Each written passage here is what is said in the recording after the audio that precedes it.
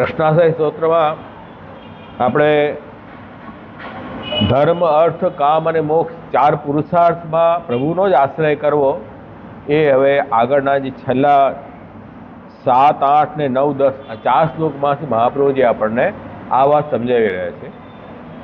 અવાજ આવે છે ને બધા? તો ધર્મ, અર્થ, કામ અને મોક્ષ આપણે ત્યાં શાસ્ત્રોમાં ઋષિમુનિઓએ આપણી ઈચ્છાઓને 4 ભાગમાં વિભાજિત કરી છે. અમુક ઈચ્છાઓ ધર્મ સંબંધી છે, અમુક ઈચ્છાઓ અર્થ સંબંધી છે, અમુક કામ સંબંધી છે અને અમુક જે છે તે મોક્ષ સંબંધી ઈચ્છાઓ છે. ધર્મ સંબંધી ઈચ્છા એટલે કર્તવ્ય અને અકર્તવ્યનું, મારે આ કામ મારી જવાબદારી છે, મારે કરવું છે. મારી જવાબદારી પૂરી કરવાની પણ ઈચ્છા તો માણસને હોય ને.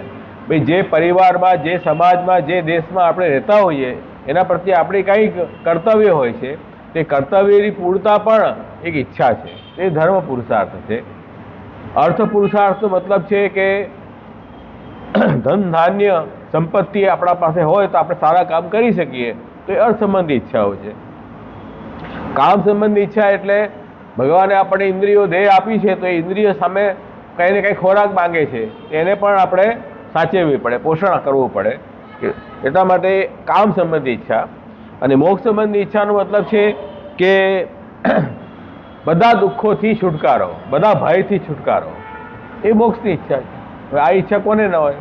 બધાને હોય. તો આ ચારેય પુરુષાર્થ જે છે તે ભગવદ આશ્રયથી સિદ્ધ થઈ શકે. આના માટે ભાગવતના 4થા સ્કંદમાં, જેને વિસર્ગ લીલા કહી છે, વિશેષ પ્રકારનું સર્જન વિશે વિસર્ગ લીલા છે, એમાં એ જ વસ્તુ બતાવી છે કે ચારેય ઠાકોરજીએ સૃષ્ટિ ઉત્પન્ન કરી પછી જીવોના ચારેય પુરુષાર્થો ભગવદ આશ્રયથી જ સિદ્ધ થાય છે. પહેલી કથા આવે છે આપણે પ્રજાપતિ, દક્ષ પ્રજાપતિની કથા આવે છે કે બ્રહ્માજીના પુત્ર છે, બ્રહ્માજીના આશીર્વાદથી એમને બહુ મોટી પદવી પ્રાપ્ત થઈ. એટલે એમને બહુ અહંકાર આવી ગયો હતો, અભિમાન થઈ ગયું હતું. અને એ અભિમાનમાં એમને ભગવાન શિવજીનો પણ અનાદર કરી દીધો. બધો પ્રસંગ વિસ્તારથી આવે છે, જેને વાંચ્યું હશે એને ખબર હશે, પણ એટલું સમજી જાઓ કે ભાઈ વિસ્તારથી એમાં આવે છે કે શિવજીનું પણ અપમાન કર્યું. અને શિવજીના અપમાન માટે એમણે યજ્ઞ મોટો રાખ્યો, શિવજીને આમંત્રણ ના આપ્યું. એ યજ્ઞમાં પછી બહુ વૈમનસ્ય થઈ ગયું અને યજ્ઞ જે છે તે અસફળ થયો. અને એમાં દક્ષ પ્રજાપતિનું પણ વધ થયું અને શિવજીના જે પત્ની સતી એ પણ અગ્નિમાં, પોતાના સતો અગ્નિમાં ભસ્મીભૂત થયા. આ બધી વાત શિવજીને ખબર પડી એટલે પછી શિવજીએ પોતાના કેશમાંથી વીરભદ્ર નામનું પોતાની શક્તિ ઉત્પન્ન કરી, જેણે દક્ષ પ્રજાપતિનું યજ્ઞ ભ્રષ્ટ કરી દીધું. પછી દેવતાઓ ગભરાયા. બધા દેવતાઓ શિવજીને પ્રસન્ન કરવા માટે કૈલાસ પર્વતમાં ગયા. ત્યાં જઈને શિવજીને પ્રાર્થના કરી. શિવજી તો ઈશ્વર છે, એમને આપણા જેવો ભાવ ના હોય કે આણે ઇન્સલ્ટ કર્યું એટલે મારે પણ એનું ઇન્સલ્ટ કરવું જોઈએ. આ પ્રકારનો ભાવ તો જીવનો હોય, ઈશ્વરનો ના હોય. એટલા માટે જે ઈશ્વર છે ને આપણે જીવ છીએ, ફરક છે ને બંનેમાં. તો શિવજી કે મને તો એવો કોઈ ભાવ છે નહીં. હવે એવું છે કે દક્ષ પ્રજાપતિ પોતાને બહુ અહંકારી સમજતો હતો.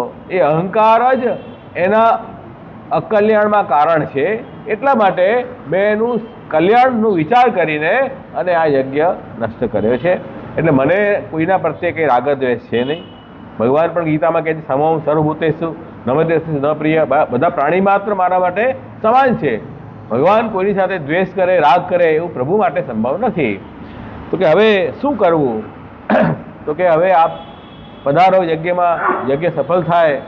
તો શિવજીએ પછી ભલે પ્રસન્ન થયા અને પછી ત્યાં યજ્ઞમાં બ્રહ્માજી શિવજી પધાર્યા. યજ્ઞ ભગવત પ્રીત્યાર્થ કર્યું અને ઠાકુરજી પ્રસન્ન થઈને ઠાકુરજી પણ ત્યાં પ્રગટ થયા. ત્યારે દક્ષ પ્રજાપતિને જીવતો કર્યો અને એ તો ધર્મ સફળ થયો. તો ધર્મ સફળ ક્યારે થાય? આપણે ભગવાનથી બહિર્મુખ થઈને કોઈ પણ યજ્ઞ કરીએ તો એ તમારો યજ્ઞ સફળ થાય નહીં. તો ભગવદ આશ્રય સૌથી પહેલાં જરૂરી છે. ભગવદ આશ્રય વગર કોઈ ધર્મ સફળ થઈ શકે નહીં. અને ધર્મમાં જે શક્તિ છે તમને ફલ આપવાની, એ શક્તિ પણ પ્રભુએ મૂકી છે ત્યારે એવા પ્રભુના અનુગ્રહ વગર કોઈ ધર્મ તમને ફલ આપી શકતું નથી. તો ધર્મમાં પણ ભગવત શક્તિથી એ ફલ આવે છે. પ્રભુ સર્વ સ્વતંત્ર છે. પ્રભુને ફલ આપવું હોય તો કોઈને પણ ફલ આપી શકે છે. ઠાકોરજીએ તો જે પ્રભુથી વેર કરતા હતા, દુષ્કર્મ કરતા હતા, એમને પણ મુક્તિ આપી છે પ્રભુએ તો. અને જે જીવ કાંઈ કરી શકતા નહોતા, જીવ જંતુ પશુ પક્ષી, એમનો પણ પ્રભુએ ઉદ્ધાર કર્યો છે. તો ભગવાનને કોઈ ધર્મના સાધનની અપેક્ષા નથી. પ્રભુ અનુગ્રહ કરે તો બધાને ફલ આપી શકે છે. પ્રભુ બંધાયેલા નથી. એટલા માટે મૂળ તો ભગવદ આશ્રય જરૂરી છે.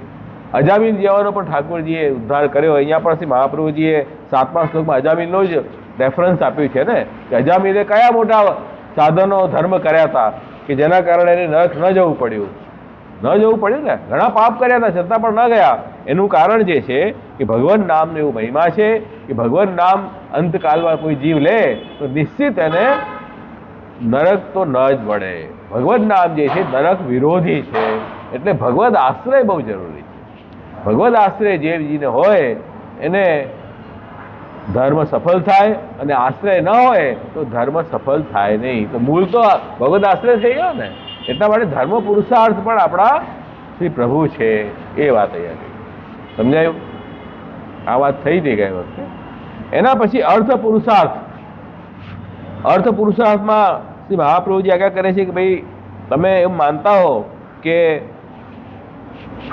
અર્થરૂપ હું આ દેવની પૂજા કરું, એ દેવ મને બધું આપી દેશે, અથવા તો જ્ઞાન કરીને વ્યાપક બ્રહ્મમાં હું લીન થઈ જઈશ તો મને બધું મળી જશે. તો કે તમે આ બધા જ જે આનંદ છે ને ક્ષુદ્ર આનંદ છે, દેવતાઓ પણ પોતે પ્રાકૃત હોવાના કારણે એ પણ બંધાયેલા છે, અને એ પણ જે ફલ આપશે તે કોઈને કોઈ નાશવંત ફલ આપશે. શાશ્વત ફલ દેવતાઓ પણ નહીં આપી શકે. અને અક્ષર બ્રહ્મનો જે આનંદ છે એ પણ ગણિતાનંદ છે અને હરિપૂર્ણાનંદ છે. એટલે મુખ્ય આપણા અર્થ જે છે ને, અર્થ આપણો પાવરફુલ હોવો જોઈએ. ભાઈ અર્થ એવો હોય કે બધી વસ્તુ આપણને અપાવી શકે, એને જ અર્થ કહેવાય ને. એટલે આપણે એમ અર્થનો વિચાર ધનથી વિચાર કરીએ, ભાઈ કોઈ અબજોપતિ છે, કોઈ કરોડપતિ છે, કોઈ લાખોપતિ છે, કોઈ હજારપતિ છે, કોઈ રોડપતિ છે, બધા પતિ તો છે જ ને. તો કહે છે કે ભાઈ આ અર્થ જે છે ને એની ગણના કેવી રીતે કરવી? તો નેચરલી માણસને અબજોપતિ બનવાની ઈચ્છા થાય, પણ એ પણ અંતમાં તો એ ધન પણ તો નાશવંત જ છે ને. અને ભગવાનમાં જે આનંદ છે ને એ પૂર્ણાનંદ ભગવાન છે. એટલા માટે આપણા અર્થ એવા પકડો કે જેમાં અસીમ આનંદ હોય. તો એવા આનંદ તો કેવલ પ્રભુ છે. એટલે પૂર્ણાનંદ હરિનું જ આપણે આશ્રય કરવાથી આપણને બધી સંપદા મળશે. ભગવાનના આપણે આશ્રય બનાવીએ તો આપણને પછી કોઈ ચિંતા નથી.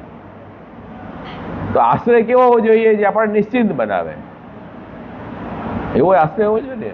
હવે આ લોકો એમ કે છે ઇન્સ્યોરન્સવાળા, ઇન્સ્યોરન્સ કંપનીનું કાંઈ કહેતો નથી, ખાલી એક ઉદાહરણ આપું છું.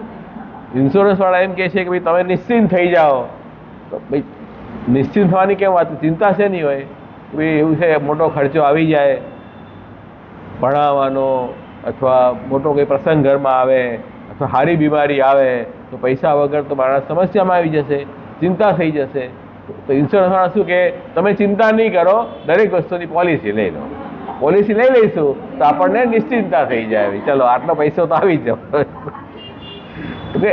એ વસ્તુ બરાબર છે. નિશ્ચિંતા જે છે ને આપણને અર્થથી આવે. ભય ચિંતા કેમ હોય છે માણસને? કે આપણી પાસે અર્થ નથી. અર્થ હોય તો માણસ નિશ્ચિંત થઈ જાય. ભાઈ રોજ રોજ કમાતા હોય ને ખાતા હોય તો આપણને ચિંતા રહે ને કાલે શું કરશું. પણ અંબાણી જેવો હોય એને તો ચિંતા જ નથી, કેટલા પૈસા છે એની પાસે, નિશ્ચિંત છે બિચારો. તો આવી રીતે એને બિચારાને ભય તો છે. જો ગમે તેટલું તમે દુનિયાના છત્રપતિ પણ બની જાઓ તો પણ ભય તો રહેવાનો. તો પછી તમે એવો અર્થ સામાન્ય પકડો છો ભયભીત કરે. બધા વ્રજના ભક્તોએ ભગવાનનો આશ્રય કર્યો તો એમને કોઈ વાળ પણ વાંકો ન કરી શક્યો. તો એવો અર્થનો આશ્રય લો કે જે તમને નિશ્ચિંત કરે. એટલે જ મહાપ્રભુજી કહે છે કે એવમ સદાસ્વ કર્તવ્યમ સ્વયમેવ કરશે. પ્રભુ સર્વસમર્થો હિ તતો નિશ્ચિંતતામ વ્રજે. સર્વસમર્થ આપણા અર્થ તો ભગવાન છે, એનો તમે આશ્રય લેશો ને પછી તમને કોઈ ચિંતાની જરૂર નથી. નિશ્ચિંતતા વ્રજે, નિશ્ચિંતાને પ્રાપ્ત થાવ. પણ જેને ભગવાનનો આશ્રય નથી ને એ હંમેશા માણસ ચિંતામાં, ઉદ્વેગમાં, ભયમાં જ રહેશે. પણ જેને ભગવાનનો આશ્રય છે ને એ ગમે તેનો ગરીબ પણ કેમ નહીં હોય ને એની ચિંતા નથી. આપણા ભગવદીઓ બધા નિશ્ચિંત હતા કે નહીં? કુંભનદાસજી, સુરદાસજી, આ શું બધા કરોડપતિ પાર્ટી હતી? કરોડપતિ હતી નહોતી ને? તો એટલા બધા નિશ્ચિંત કેમ હતા? ક્યારે વિચાર કર્યો? એમને ભગવાનનો આશ્રય હતો ને એટલે નિશ્ચિત હતા. અને મોટા મોટા રાજાઓ પણ બિચારા ચિંતામાં છે કે ભગવાન આશ્રય નથી. આવી સ્થિતિ છે. તો ભગવાનનો જે આશ્રય છે ને એ નિર્ભય, ભગવાનના ભક્ત, ભગવત શરણાગત જેવો નિર્ભય રહે છે. અને જે ભગવત આશ્રિત નથી એ બિચારા ઉદ્વેગમાં, ચિંતામાં રહે છે. એટલે મહાપ્રભુજી કહે છે આપણા પૂર્ણાનંદ હરિ એમનો આશ્રય કરો ને કોઈ ચિંતાની વાત. પ્રભુ બધું જ સરખું કરી દે. ભગવાનના શરણમાં જે જાય છે એ ભગવાન બધું એનું સરખું કરી દે. તો કહે છે કે ભગવાન ગીતામાં કહે છે કે મારામાં કોઈ આશ્રિત થાય અને મારામાં ચિત્ત પ્રવણ કરીને મારી સેવા ભક્તિ કરે એનો યોગક્ષેમનું વહન હું કરું છું. તો યોગક્ષેમ વહન ઠાકોરજી કરે. હવે ચિંતા છે યોગ અને ક્ષેમ. યોગ એટલે જે વસ્તુ નથી એ મેળવી આપે અને ક્ષેમ એટલે જે છે એની રક્ષા કરે. બે જ વસ્તુ તો આપણને જોઈએ છે ને. આપણે અર્થથી શું અપેક્ષા રાખીએ? ભાઈ આ પૈસો છે એ મારું શું કામ કરશે? જે નથી એ લાવી આપશે અને જે છે એ રક્ષા કરશે. તો ઠાકોરજી કહે છે હું તમારું બંને કરી આપીશ. અનન્ય ચિત્તથી જે મારી ભક્તિ કરે છે, મારો આશ્રય ગ્રહણ કરે છે, એનું યોગ એમની જવાબદારી મારી છે. બોલો હવે તોય જીવને વસવાટ આમ થાય. પ્રભુએ જ્યારે આપણને પ્રોમિસ આપી છે, હવે શેનું ડર છે તમને? એ વાત સમજવાની છે. એટલે શ્રી મહાપ્રભુજી આપણને ભગવદ આશ્રય, અર્થ પુરુષાર્થ રૂપ પણ ભગવાનનો આશ્રય કરો. નેક્સ્ટ શું છે? કામ પુરુષાર્થ. કામ એટલે આપણી ઇન્દ્રિયોની ઈચ્છા. બરાબર? ઇન્દ્રિયોને અનુકૂળ વિષય મળે એ જ આપણે કામ છે. હવે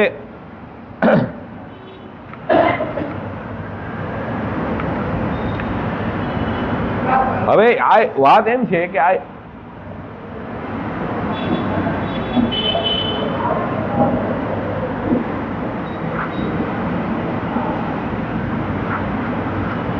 જે જીવ છે એને ઇન્દ્રિયો ઉપર જરા પણ કંટ્રોલ નથી.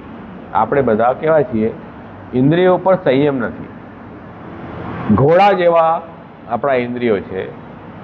શરીર આપણું રથ છે અને રથ ઉપર કોણ બેઠેલો છે? જીવાત્મા. તો ભગવાને આપણને રથ આપ્યો છે, આ શરીર રૂપી રથ આપ્યો છે.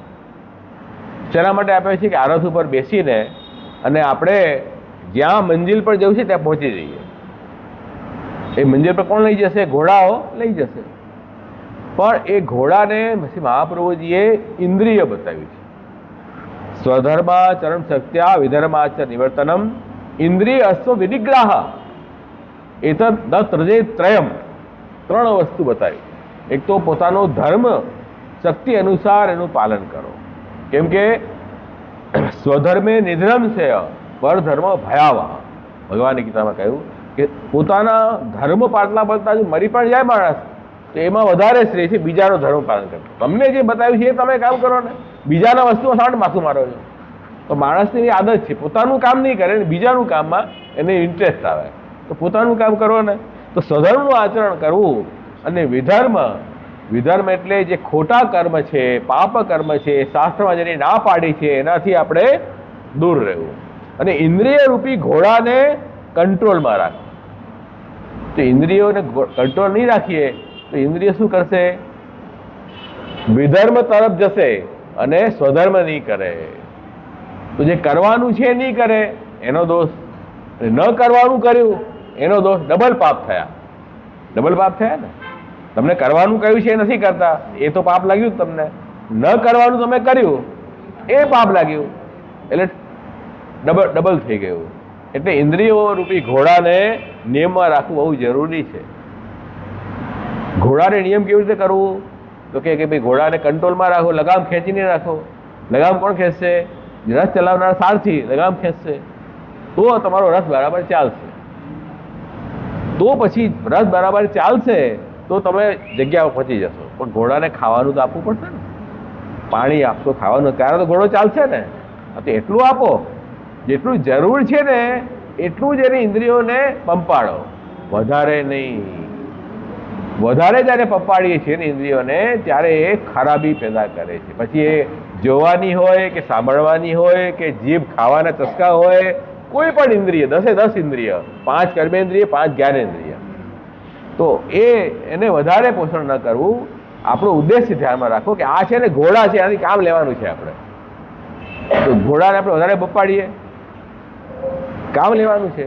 તો મનની લગામથી ઘોડાને ખેંચી રાખો, બુદ્ધિરૂપી સારથીથી લગામને ખેંચી રાખો. બુદ્ધિ વિવેકશીલ હશે, જ્ઞાનયુક્ત હશે તો તમારો રથ બરાબર જશે સંસાર સાગરમાંથી પાર કરીને અને ભગવત ધામ સુધી. આ મનુષ્ય શરીર જ તમને લઈ જશે. પણ ઘોડો અનિયંત્રિત થઈ ગયો તો પછી ખાડામાં પણ પડે અને ખીણમાં પણ પડે, ક્યાંય પણ રથ પડી શકે. પછી આપણે તણાતા રહેવાનું. તો જીવાત્મા તણાઈ રહી છે હજારો જન્મ સુધી. તણાતા આપણે અહીંયા આવ્યા છીએ. હવે અહીંયાથી આગળ કેમ થશે ખબર નથી, અહીંયા સુધી આવ્યા છીએ આપણે. આવી સ્થિતિ આપણી છે. પછી મહાપ્રભુજી કહે છે ભાઈ જીવ તો આવો જ રહેવાનો. હવે જીવ પાસે આપણે 100% પરફેક્શનની ઈચ્છા રાખીએ કે બધા સ્વધર્મનું પાલન કરે, વિધર્મથી દૂર રહે, કરવું જોઈએ, અવશ્ય કરવું જોઈએ. ઇન્દ્રિયોને કંટ્રોલમાં રાખવી, પણ એવું થતું નથી. એટલે કહે છે કે એવા જીવની ઈચ્છા કોણ પૂરી કરશે? આવા પ્રકારનો કોઈ નાલાયક માણસ હોય એનો હાથ કોણ પકડે? એની ઈચ્છા કોણ પૂરી કરશે? આ દુનિયામાં તો કોઈ છે નહીં કે એવો નાલાયક માણસ કોઈ પોતાની પાસે રાખે. જે પાપ કર્મ કરતો હોય, ખોટા કર્મ કરતો હોય, જેને કોઈ જાતની આવડત ન હોય, ઇન્દ્રિય નિયમ છે નહીં, એવાને કોણ પકડશે? તો આપણે વિવેક ધૈર્ય ભક્ત્યાદિ રહિતસ્ય વિશેષત પાપા સક્તસ્ય દીનસ્ય કૃષ્ણ એવ ગતિ. ભગવાન એવા છે ને, બધા તમને ના પાડશે, જાઓ ભાઈ જાઓ, તમારી એન્ટ્રી અહીંયા નથી. ભગવાન પાસે જશો ને એ તમને ના નહીં પાડી શકે. વિવેક નથી, ધૈર્ય નથી, ભક્તિ નથી, અને પાછું પાપ કર્મ કરો છો, જે નથી કરવાનું કરો છો, તો કે છે તે સ્થિતિમાં પણ દીનતા રાખીને ભગવત સન્મુખ થશો, અહંકાર પ્રભુ આગળ ઝુકાવશો. હે હું જેવો છું એવો તમારો છું હે પ્રભુ, એ તો તમે ના નહીં પાડી શકો ને. મમય વાસે જીવ લોકે જીવ તો સનાતન. હે પ્રભુ હું આપનો અંશ છું, અને આપે તો કહ્યું છે કે આ જીવ મારો જ અંશ છે, તો હવે એ અંશ હોવાના કારણે આપનો દાસ છું, તો આપણે મને ના પાડી શકશો નહીં? ના પાડી શકો. તો આવી રીતે ભલે આવા અવગુણ આપણામાં હશે, પણ પ્રભુ આગળ આપણે ચિંતાથી જશું તો ઠાકોરજી આપણી ઈચ્છા પણ ઠાકોરજી પૂરી કરશે. તો કામ પુરુષાર્થ પણ ભગવાન બનશે, બીજા કોઈ ન બની શકે આજકાલના જીવોની. તો કે છે કૃષ્ણ એવ ગતિ મમ. તો ધર્મ પુરુષાર્થ, અર્થ પુરુષાર્થ અને કામ પુરુષાર્થ, ત્રણેય પુરુષાર્થમાં કૃષ્ણ એવ ગતિ મમ. અને ધર્મમાં તો ઓર લોચા છે. ઉપર 6 શ્લોક જોઈ ગયા ને, એમાં દેશ કાળ દ્રવ્ય મંત્ર કરતા કર્મ 6 પ્રકારના ધર્મના અંગ શુદ્ધ હોય ત્યારે ધર્મ બિચારો ઊભો થાય. ઊભો જ ન હોય ચાલે કેવી રીતે?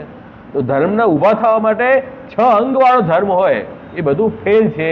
તે સ્થિતિમાં ભગવદ આશ્રય સિવાય હવે બીજો કોઈ છૂટકો નથી. તો ધર્મ અર્થ કામ ત્રણેય પુરુષાર્થમાં મહાપ્રભુજી આપણને કૃષ્ણ એવ ગતિર્મમ આ આજ્ઞા કરી છે. આટલી વાત આપણે અત્યાર સુધી પહોંચ્યા. અત્યાર સુધી એમ સુધી પહોંચ્યા ને. હવે આપણે આગળ જશું. આજે હવે મોક્ષ પુરુષાર્થની વાત થઈ રહી છે. મોક્ષ એટલે બધા દુઃખ અને ભયથી છુટકારો. કોઈ કહે છે કે આવો પ્રકારનો તમે જીવ છો કે કોઈ પ્રકારના તમારામાં લાયકાત નથી, કોઈ ગુણ નથી, કોઈ સાધન નથી કરી શકતા કે જે તમને સારું ફળ આપી શકે. એ સ્થિતિમાં હવે શરણ પણ જશો ભગવાનને, ઈશ્વરને, તો પ્રભુ શું કરશે? કેમ? ભાઈ ભગવાન તો કહે છે કે ભાઈ તું જેવું કર્મ કરશે એવું ફળ આપીશ. કર્મની અધિકાર હશે માં ફરીશું કદાચ ના. કર્મ તારે કરવું જોઈએ, તે કર્મ નથી કર્યું તો હું ફળ કેવી રીતે આપું? એટલે હવે આ ભગવદ આશ્રયના ચક્કરમાં આપણે અન્ય દેવનો આશ્રય છોડી દઈશું, અન્ય દેવ ઉપાયમાન થઈ જશે નફામાં. થશે કે નહીં એવું? ભાઈ અમે તો વૈષ્ણવ થઈ ગયા, વૈષ્ણવ થઈ ગયા તો હવે શું કરવાનું? એ કૃષ્ણનો આશ્રય રાખવાનો. કૃષ્ણ સિવાય બીજા કોઈ દેવનો આપણે આશ્રયની જરૂર નથી, સેવા પૂજાની પાઠની જરૂર નથી. અત્યાર સુધી તમે કરતા હતા વર્ષોથી, હવે તમે ના પાડો છો. ના પાડો છો તો હવે કૃષ્ણ અમે અમારામાં લાયકાત આમે નથી, તો ભગવાન તો કર્મ અનુસાર ફળ આપશે. કર્મ તો હવે કરી શકતા નથી, અને આ બધી દેવતાઓનું જે થોડું ઘણું કરતા એ છોડી દીધું, એ કમાયમાન થઈ જશે. હવે શું કરશો? આ ક્વેશ્ચન છે. સિદ્ધાંત નથી, પૂર્વ પક્ષ છે. પૂર્વ પક્ષ અને ઉત્તર પક્ષ બે જણા આર્ગ્યુમેન્ટ કરતા હોય ને, જે આક્ષેપ કરતો હોય ને એને પૂર્વ પક્ષ કહેવાય, અને એનો આન્સર જે આપે ને સામે એ ઉત્તર પક્ષ કહેવાય. આમાં આ પૂર્વ પક્ષ શું છે કે ભાઈ હવે આ સ્થિતિમાં અમારે શું કરવું?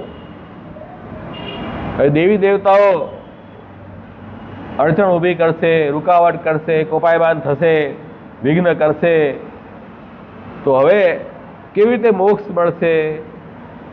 તો શ્રી મહાપ્રભુજી હવે ઠાકુરજીને વિજ્ઞપ્તિ કરી રહ્યા છે. સર્વ સામર્થ્ય સહિત સર્વત્ર એવ અખિલ અર્થકૃત શરણસ્ય સમુદ્ધારમ કૃષ્ણમ વિજ્ઞાપયામી અહમ. અહમ એટલે હું, વિજ્ઞાપયામી ભગવાનને વિજ્ઞપ્તિ કરું છું. શું કરું છું? કે શરણસ્ય સમુદ્ધારમ, જે શરણ જાય છે ઠાકુરજીને, એનો પ્રભુ બધી રીતે એનો ઉદ્ધાર કરે છે, બધા દુઃખમાંથી એને ખેંચી લે છે. શરત શું છે? શરણસ્થ, પ્રભુને શરણે જવું પડશે, પ્રભુને પોતાના રક્ષક માનવા પડશે, પ્રભુને પોતાના સ્વામી માનવા પડશે. આ જો તમે કરશો તો નિશ્ચિત ઠાકુરજી તમને ઉદ્ધાર તમારો કરશે. અને જેને તમે શરણે જઈ રહ્યા છો એ ભગવાનનું સ્વરૂપ કેવું છે? કે સર્વ સામર્થ્ય સહિત, બધા પ્રકારનું સામર્થ્ય યુક્ત આપણા પ્રભુ શ્રી કૃષ્ણ છે. અને સર્વત્ર એવ અખિલ અર્થકૃત, બધી જગ્યાએ બધાના મનોરથ પૂર્ણ કરનારા પણ ભગવાન છે. એવા ભગવાનને હું શરણે જાઉં છું. એ શરણે કોની સામે જઈ રહ્યા છે એ પણ તો મહત્વનું છે ને. કોને શરણે જાઓ છો? જે પોતે દુખિયારો માણસ હોય એને શરણે જાઓ તો શું એ તમને દુઃખ સિવાય બીજું શું આપી શકશે? અમે જે શરણે જઈ રહ્યા છે એ સર્વ સામર્થ્ય પ્રભુની શરણે જઈ રહ્યા છે. એટલા માટે તમે હવે આ જ ચિંતા કરો છો ને કે ભાઈ અમારામાં તો કોઈ તેવડ છે નહીં, કર્મ નથી કરી શકતા, અને અન્ય આશ્રય તમે છોડાવ્યો, દેવતાઓનો આશ્રય પણ છૂટ્યો, તો પછી દેવતાઓ કૃપાયમાન થઈને ઓર દુઃખ આપશે. પહેલાં દુઃખી ઓછા હતા, વધારે દુઃખ આવશે. તો અમે તો અન્ય આશ્રય કરશું, દેવીજી પૂજાએ કરશું, ગણેશજીની પૂજાએ કરશું, શંકરજીના વ્રતે કરશું, અને કંઈ તકલીફ જીવનમાં આવશે તો અમે જ્યોતિષને દેખાડશું. જ્યોતિષ અમને કહેશે કે આ ગ્રહ તમને નડે છે, એ ગ્રહની પૂજા પણ કરશું, અને સાથે કૃષ્ણ વૈષ્ણવ પણ થશું. હવે તમને કંઈ વાંધો છે? આ બધું અમે કરશું. તો કે વૈષ્ણવ કેવી રીતે થયા? તમે શરણસ્થ થયા. કન્ડિશન શું હતી? શરણસ્થ સમુદ્ધારમ, તો શરણે જાઓ એનો ઉદ્ધાર થાય. તમે શરણે તો ગયા જ નથી, તમે તો 1000 જગ્યાએ ફાફા કરો, ભટકો છો કે આ નહીં તો આ નહીં તો આ નહીં તો આ, હજી તો ટ્રાયલ એરર કરી રહ્યું તમારું. તે સ્થિતિમાં તમારામાં તકલીફ એ છે સૌથી મોટી, એકમાં પણ તમને ફેથ નથી. ભાઈ આ કામ નહીં કરે તો આ તો કરી દેશે, આ નહીં તો આ તો કરી દેશે, એમ કરીએ છીએ ને આપણે. એકમાં પણ આપણને ફેથ નથી. તો કદાચ સામેવાળો એમને સમજી જાય કે આને ફેથ નથી, અથવા મને ઓછો માને છે કે બીજા પાસે જાય છે, એમ બી માની શકે ને, માની શકે કેમ ના માની શકે? તો કે આવું થઈ શકે છે, તો ઊંધું ના પડી જાય ક્યાંક આ ચક્કરમાં. આ બધું ધ્યાન રાખો. એટલે તમારે પહેલાં નક્કી કરો કે કોને શરણે જવું છે, એ આપણે પહેલાં નક્કી કરવું પડે. તો અમે તમને વૈષ્ણવ બનાવીને કોને શરણે મોકલી રહ્યા છીએ? શ્રી કૃષ્ણ શરણમ મમ, શ્રી કૃષ્ણ મારા રક્ષક છે. શ્રી કૃષ્ણ કેવા છે? સર્વ સામર્થ્ય સહિત, સર્વ સામર્થ્ય ધરાવનારા ભગવાન છે.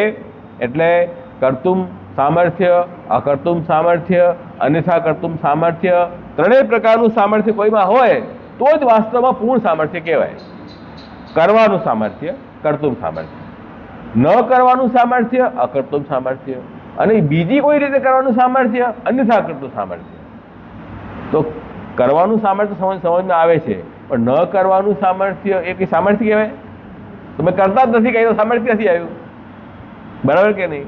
આ નવી વાત છે, અકર્તુમ સામર્થ્ય. અને અન્યથા કર્તુમ સામર્થ્ય કે ભાઈ બીજી રીતે, અન્ય રીતે કામ કરવું, એક જ રીતે કરવું એમ નહીં. આ તો સામર્થ્ય છે. ભાઈ અમે અહીંયાથી જઈશું તો રિક્ષા પકડશું, રિક્ષા નહીં મળે તો ટેક્સી પકડશું, ટેક્સી નહીં મળે તો આગળ જઈને મેટ્રો પકડી લઈશું, હે ને? નહીં મળે તો ફ્રેન્ડની ગાડી લઈ લઈશું અથવા પોતાની ગાડી લઈ લઈશું. તો અમારી પાસે ઘણા રસ્તા છે કરવા, એક જ જગ્યાએ જવાના ઘણા રસ્તા છે. એક જ રસ્તો નથી અમારી પાસે કે એવા અમે એટલે સંકળાયેલા નથી, એવા લિમિટેડ નથી શક્તિ અમારી આ જ રીતે આમ કામ કરવું. અમે બધી રીતે કામ કરી શકીએ છીએ.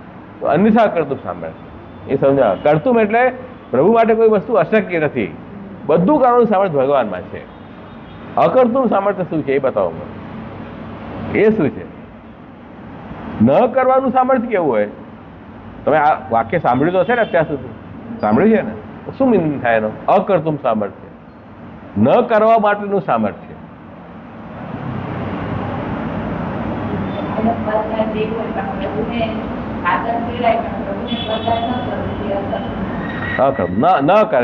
ન કરે અકર્તું, એ સામર્થ્ય કહેવાય?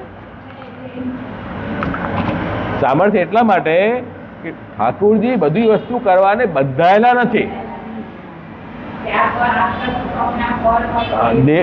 દેવતાઓનું શું તકલીફ છે કે દેવતાઓનું તમે મંત્ર સિદ્ધ કરો, એનું ઉપાસના કરો તો એ બંધાયેલા છે. તમને એ ફળ એને આપવું જ પડે. તો અધીન થઈ ગયા ને, સ્વતંત્ર ક્યાં થયા? જ્યારે ભગવાન સર્વ સ્વતંત્ર છે, એમને અધીન થઈને ફળ આપવું જ પડે, એમ બંધાયેલા નથી. એટલા માટે અકર્તુમ સામર્થ્ય ભગવાનનું સામર્થ્ય છે. એ બી સામર્થ્ય છે. મારે આ વસ્તુ કરવી જ પડે, ન ઈચ્છા હોય તોય કરવી પડે, તે મારું સામર્થ્ય કહેવાય? સામર્થ્ય ના કહેવાય. એ તો તમારી મજબૂરી કહેવાય, આપણી વીકનેસ કહેવાય. તો એ સામર્થ્ય થોડી કહેવાય. તો પ્રભુ જે છે અકર્તુમ સામર્થ્યવાળા છે.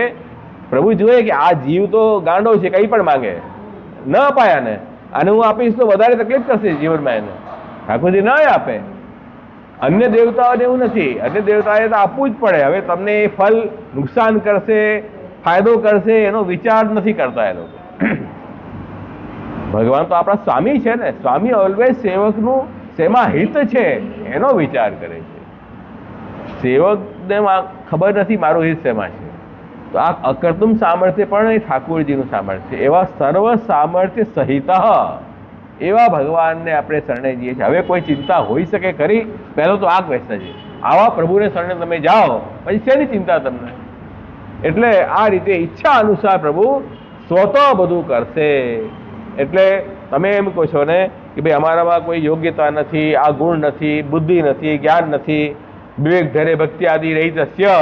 તો ભગવાન કે છે તમે આવા ભગવાનને શરણે જશો ને તો પ્રભુને જો એવી ઈચ્છા હોય કે તમારામાં યોગ્યતા આવે પછી ફળ આપે તો તમને યોગ્યતા આપી દેશે, એ ગુણ પણ આપી દેશે, અને એમ જ ફળ આપો તો એમ ફળ આપી જશે. ભાઈ શેઠનો શેઠ થોડી કોઈ છે, તો બધાના શેઠ છે, બધાના શેઠ છે એના હાથમાં બધું છે. એટલે એમના માટે એવું નથી કે તમે કર્મ કર્યા હો તો જ ફળ આપી શકે. તો પછી કર્મ મોટો કે ઈશ્વર મોટો? તમે આ કર્મ કરો તો તમને ફળ આપે, ન કર્મ કરો ફળ ના આપે. તો પછી ઈશ્વરની મોટાઈ કહેવાય કે કર્મની મોટાઈ કહેવાય?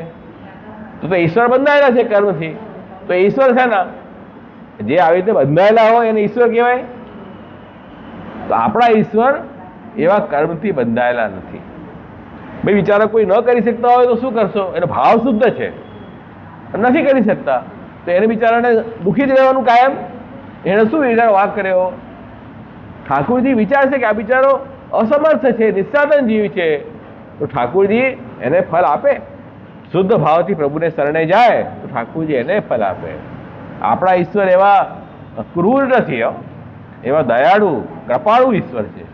અમુક ધર્મમાં એવા ક્રૂર ઈશ્વર છે કે નહીં, તમે કર્મ નથી કર્યું ને સારું, તમને તો પનિશમેન્ટ જ મળે, જાઓ. હા, તો આવા ઈશ્વર એ ઈશ્વર કહેવાય? ઈશ્વર નથી. તમે તો બંધાયેલા છો કર્મથી, કર્મને અધીન છો, તો એ ઈશ્વર જ નથી. તો શ્રી મહાપ્રભુજી કહે છે આપણે કોને શરણે જઈ રહ્યા છીએ? જે બધું જ કરવામાં સમર્થ છે. તમે કર્મ સારા કર્યા હો, ન બી કર્યા હો, તો પણ પ્રભુ તમને ઉત્તમ ફળ આપી શકે છે. કન્ડિશન શું છે? દીનતા અને શરણે જવું. આ કન્ડિશન ફૂલફિલ કરવી પડશે. દીનતાથી પ્રભુને શરણે જવું એ તો કરવું પડશે ને, તો એ જરૂરી છે. એટલે ભગવાને જ ગીતામાં કહ્યું છે કે આ દુનિયાની અંદર જેટલી બી સારી વસ્તુ તમને દેખાય છે એમાં પ્રભુનું જ આપણે સ્મરણ ચિંતન કરવું જોઈએ. 10મા અધ્યાય જે વિભૂતિ યોગ છે ને, વિભૂતિ યોગમાં ભગવાને એ જ કહ્યું કે યજ્ઞ વિભૂતિ મત્સત્વમ શ્રીમદ ઉર્જિતમેવા તત્તદ એવ અવગચ્છમ ત્વમ મમ તેજોન સંભવમ. ભાઈ આ દુનિયામાં જ્યાં બી તમને સામર્થ્યવાન, ઐશ્વર્ય, તેજયુક્ત, શક્તિયુક્ત, જ્ઞાનયુક્ત કાંઈ પણ દેખાય તો તમારે શું કરવું કે આ ભગવાનનો જ કોઈ તેજનો અંશ અહીંયા પ્રગટ થયો છે. તો દુનિયામાં જે બી યોગ્યતા પ્રગટ થઈ છે ને એ કોની યોગ્યતા છે? પ્રભુની યોગ્યતા તો છે. પ્રભુએ તો આપ્યું છે, આપણે થોડી ઘરેથી લઈને આવ્યા છીએ. આપણે બધું ઓછીનું માલ છે, આપણી પાસે ઉધારી છે બધી. પ્રભુએ આપણને આપેલું છે ને એનો ઉપયોગ કરી રહ્યા છે. આપણી પાસે નેચરલ કોઈ બી વસ્તુ નથી. તો કે છે એવા ભગવાનને તમે શરણે જઈ રહ્યા છો કે આખું દુનિયામાં બધા જ તેજ અંશ ભગવાનમાંથી પ્રગટ થયા છે. શું પ્રભુ આપણને તેજ આપી ન શકે? આપવું હોય તો આપી શકે. બધાને આપે છે તો કેમ નહીં આપે?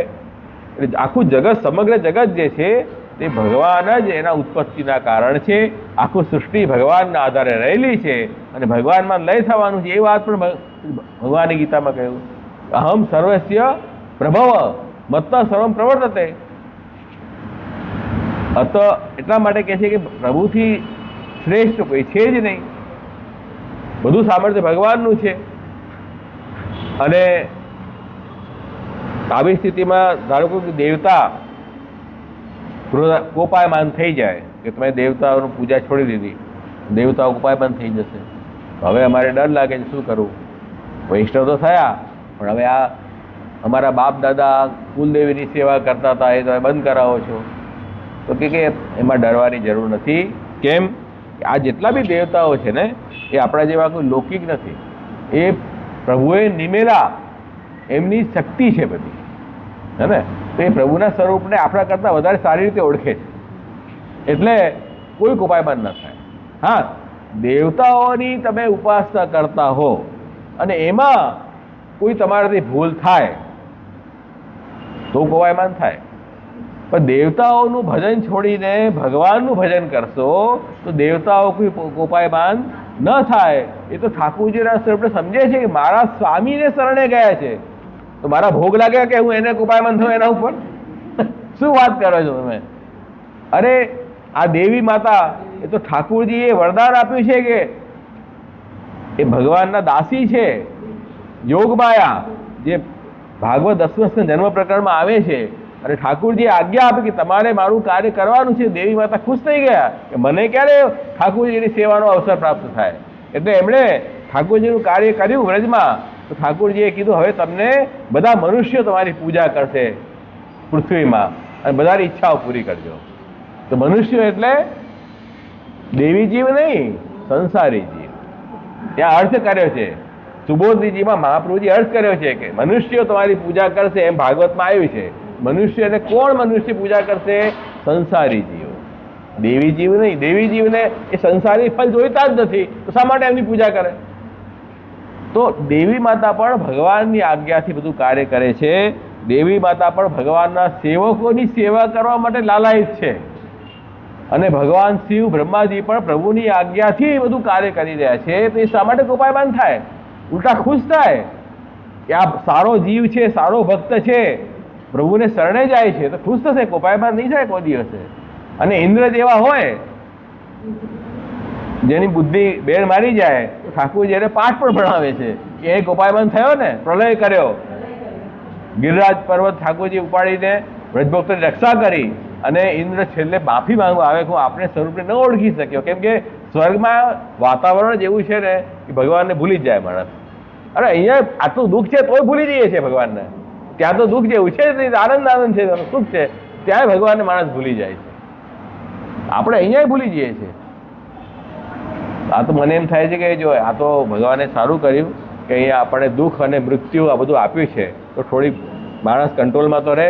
આ બી ન હોત ને દુનિયામાં તો તેને શું ઉપાધિ થઈ જાત, બહુ મોટી ઉપાધિ થઈ જાત. આટલું રાખ્યું છે.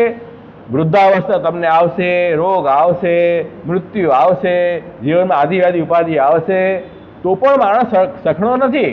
બધાને પરેશાન કરવામાં એક નંબર છે કે નહીં? અને આ જો બધી વસ્તુ ના હોત તો શું થાત? તો બધા માથે ડરી જાત, તકલીફમાં આવી જાત આપણે. તો ઠાકોરજી જે કરે સારા માટે કરે, એવું જ. એટલા માટે આપણે એવું ન વિચારવું કે કોઈ દેવી દેવતા કોપાયમાન થાય નહીં, અને ઇન્દ્ર જેવા સ્વર્ગમાં બેઠેલા જે પ્રાકૃત દેવો છે એ કોપાયમાન થઈ જાય તો ઠાકોરજી એને તરત શિક્ષા આપી દે છે, ભક્તોની રક્ષા કરે છે. એટલે એવી ખોટી શંકા આશંકા મનમાં રાખતા નહીં. આ બધી શંકા બહુ વૈષ્ણવ થતી હોય છે કે ક્રોધિત થઈ જાય તો અન્યાશ્રય એટલા માટે કરતા હોય, અન્ય દેવના ભયથી એમ બી કરતા હોય છે. એ બધું ન રાખવું. અને જો ફળ તો તમને એ જ મળશે જે પ્રભુની ઈચ્છા હશે. અન્ય દેવ પાસે બી જશો ને તો પ્રભુની ઈચ્છા ન હોય કે આ ફળ તમને ન મળે તો એ દેવ પણ તમને ફળ નહીં આપી શકે. બધા દેવો ભગવાનની આજ્ઞાથી બંધાયેલા છે, એમની આજ્ઞા વગર કાંઈ કરી શકતા નથી. સ્વામી નોકર આપણે રાખ્યો હોય, નોકર કયું કામ કરશે? જે શેઠે કહ્યું એ જ કરશે. શેઠથી ઉપરવટ થઈને કામ કરે કોઈ? હા, ભ્રષ્ટાચારી હોય તો કરે, બાકી તો ના કરે. તો આ બધા જ ભગવાનના સેવકો છે. એટલા માટે આપણે એવું ભય ન રાખવો, અને ભગવાનના ભક્તો ઉપર સદા ઠાકોરજીના સુદર્શન ચક્ર વગેરે એની રક્ષા કરે છે. અમરીશ રાજાની કથા, પ્રભુના ભક્ત પ્રભુ આશ્રિત હતા, અને અમરીશ રાજાના ત્યાં સુદર્શન ચક્ર સદા હાજર રહે રક્ષા કરવા માટે. અને દુર્વાસા મુનિએ જ્યારે એમને શ્રાપ આપીને ખોટો શ્રાપ આપ્યો, નહોતો આપવો, તો કૃત્યા રાક્ષસી ઉત્પન્ન કરી અને અમરીશ રાજાને ખાવા આવી, સુદર્શન ચક્રે એને ભસ્મીભૂત કરી અને દુર્વાસા મુનિની પાછળ પડી ગયો ચક્ર. તો ભગવાનના ભક્તોની રક્ષા હંમેશા પ્રભુના આયુધો કરતા હોય છે. એટલા માટે ભગવાનના શરણે છે, ભગવત નામ ગ્રહણ કરે છે, અને કોઈ પણ જાતનું ભય ચિંતા રાખવાની જરૂર નથી. બધી આપત્તિઓથી પ્રભુ રક્ષા કરે છે. એટલે સર્વ સામર્થ સહિત સર્વત્ર એવ અખિલ અર્થકૃત, બધી જગ્યાએ બધાની ઈચ્છા પૂર્ણ કરનારા પણ ભગવાન શ્રી કૃષ્ણ છે.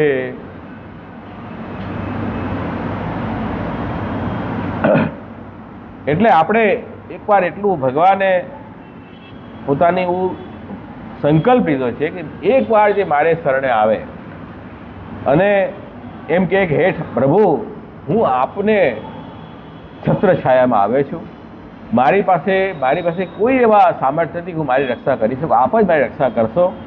એ ભાવથી પ્રભુને શરણે આવીને પોતાનો અહંકાર ઝુકાવે તો ઠાકોરજી કહે છે કે એવા કહેનારને હું અભયદાન આપું છું. તેઓને અભયદાન પ્રભુ દાન કરે છે.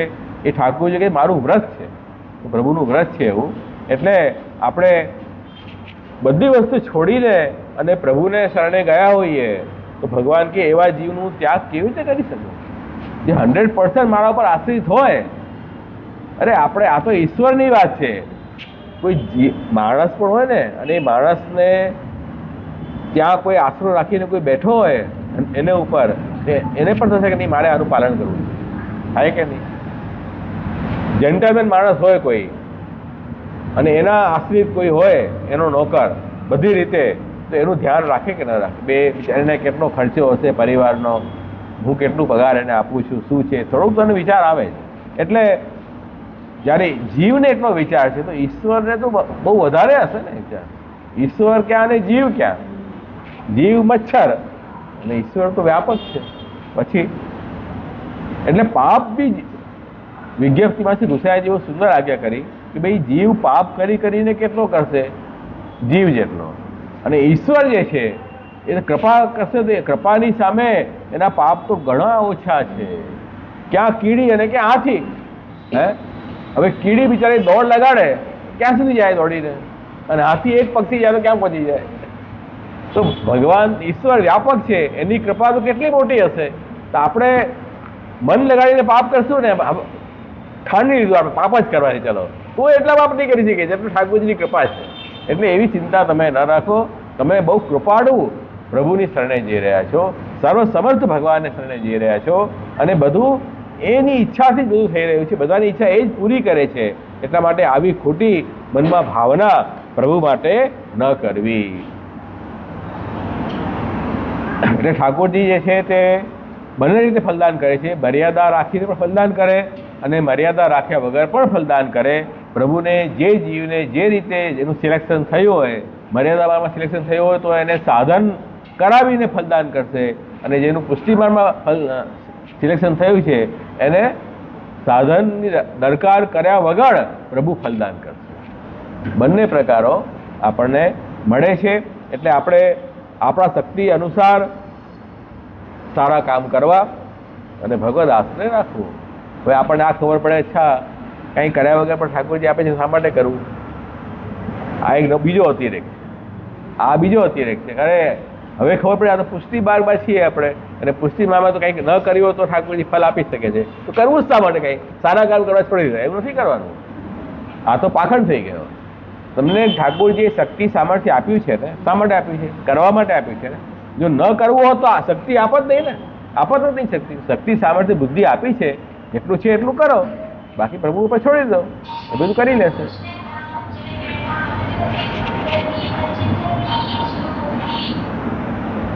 એટલે જેમ બાળક હોય, બાળક હોંશે હોંશે આપણને કહે કે હું કંઈ કરું, આપને હેલ્પ કરું, કામ કરું, કર બેટા.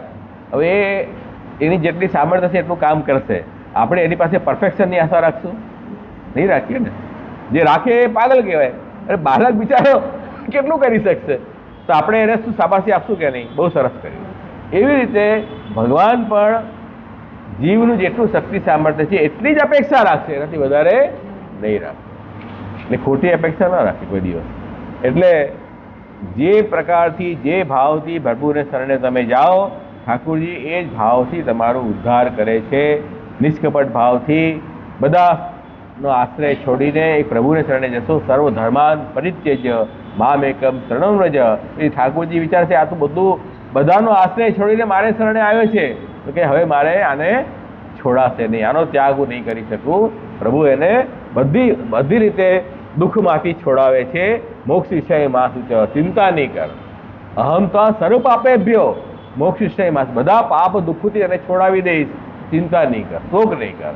એમ ઠાકોરજીએ મોક્ષ પુરુષાર્થ પણ આપણા ભગવાન શ્રી કૃષ્ણ છે. એટલે અહીંયા વ્રજમાં પણ ઠાકોરજીએ જે વ્રજના ભક્તો હતા એની વચ્ચે આ પ્રગટ થઈને અને એમને રૂચે એવી લીલા કરી, એમના અધીન થઈને બધા કાર્ય કર્યા, અને એમની સમાન થઈને એમનો ઉદ્ધાર ઠાકોરજી કર્યો છે. એવા તો આપણા પ્રભુ છે. એમને પોતાનું મોટાઈનું કંઈ અભિમાન નથી. નાના બાળક બનીને પણ વ્રજમાં બધાનો ઉદ્ધાર કર્યો કે ન કર્યો? એ તો ઈશ્વર હોત એ વિચારે ને, હું શા માટે ઝૂંપડામાં જઈને રહું? ક્યાં વૈકુંઠ અને ક્યાં ગોકુલનું ઝૂંપડું? વિચાર કરો. કોણ કરી શકે? ઈશ્વર જ કરી શકે. આપણે કરી શકીએ? આપણે કોઈ આદમી બંગલામાં રહેતો હોય, એક દિવસે કહીએ કે હવે અમે 1 રૂમ કિચનના ફ્લેટમાં આવી જાવ ને રહેવા, એ રહેશે? નહીં રહે ને. ના, આપણે જઈ ન શકીએ. પ્રભુ ઈશ્વર જઈ શકે. આપણે જીવ છીએ, ઈશ્વર છે. ઈશ્વરને એવા બધા રોકટોક નથી. આખી સૃષ્ટિ એમની જ છે. એમને શેના મળે? એમને આવી અપેક્ષા બી નથી આપણી પાસે. આપણી પાસે કેવળ શુદ્ધ ભાવની અપેક્ષા ભગવાનને. તમારો ભાવ બહુ શુદ્ધ હોવો જોઈએ. પ્રભુથી છેતરપિંડી નહીં ચાલે. ભાવ શુદ્ધ હશે તો ઠાકોરજી અવશ્ય તમારા બધા જ પાપને દૂર કરશે, દુઃખ દૂર કરશે. અને ઠાકોરજી કર્યા જ છે. બધા ગોપીજનોના મનોરથ પૂર્ણ કર્યા કે નહીં? ભક્તોના મનોરથ પૂર્ણ કર્યા કે નહીં? તો બધાને દુઃખથી છોડાવ્યા. એટલા માટે એવા પ્રભુને શરણે તમે જાઓ, પછી આપણને કોઈ ચિંતા નથી. એટલે અહીંયા બહુ સુંદર આપ્યું છે કે ભાઈ ઠાકોરજી કેવા છે કે જે ભાવથી જે ભગવાનને શરણે જાય, ભગવાનની ભક્તિ કરે, એના રક્ષક પ્રભુ બની જાય અને જેના રક્ષક ઠાકોરજી બને તે વ્યક્તિ તો બધા વિઘ્નના મસ્તક ઉપર પગ મૂકીને નિર્ભય થઈને વિચરણ કરે છે. જેમ પેલા વૈષ્ણવ હતા સપ્તપદી કે જેમણે 7 વખત કાલને પાછો મોકલ્યો, અષ્ટપદી 7 વખત મૃત્યુ આવ્યું, મૃત્યુ લેવા આવ્યું, હવે ચાલો તમારો ટાઈમ થઈ ગયો છે, એક્સપાયરી આવી ગઈ તમારી. એણે શું કીધું, મારે અત્યારે ટાઈમ નથી, હમણાં ઠાકોરજીની સેવામાં ઘણા બધા પ્રકારો છે.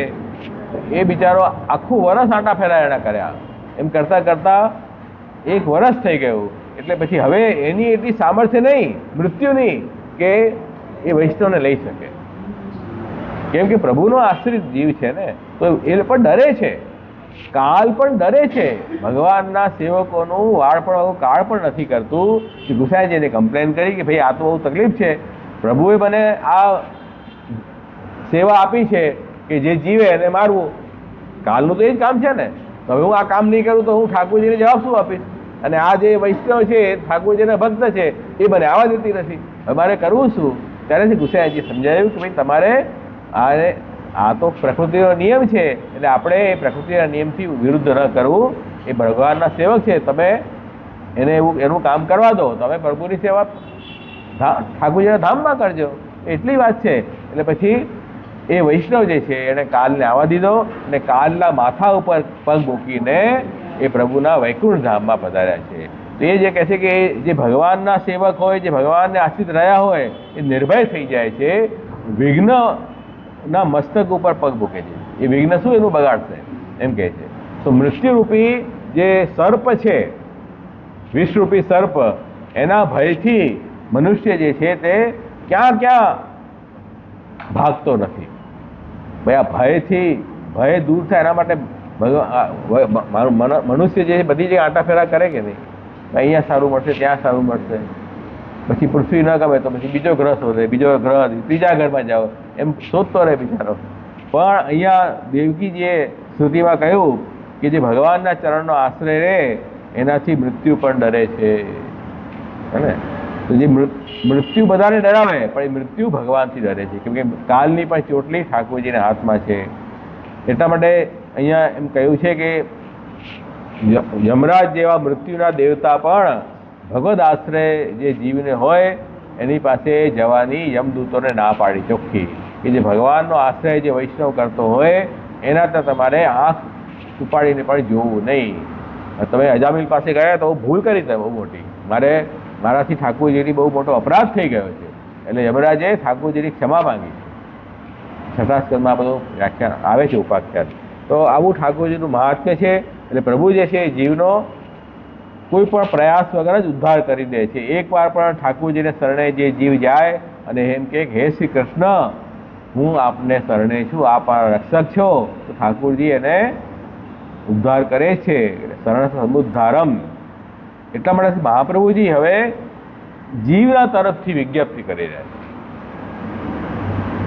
શું વિજ્ઞપ્તિ કરી રહ્યા છે કે ભાઈ અહમ વિજ્ઞાપયામી કૃષ્ણમ, એક શરણ આવેલા જીવોના ઉદ્ધાર કરનારા ભગવાન શ્રી કૃષ્ણ, હું આપને વિજ્ઞપ્તિ કરું છું. તો હવે જ્યારે મહાપ્રભુજી આપણા વકીલ હોય પછી આપણે ડરવાની જરૂર છે? કેસ હારશું આપણે?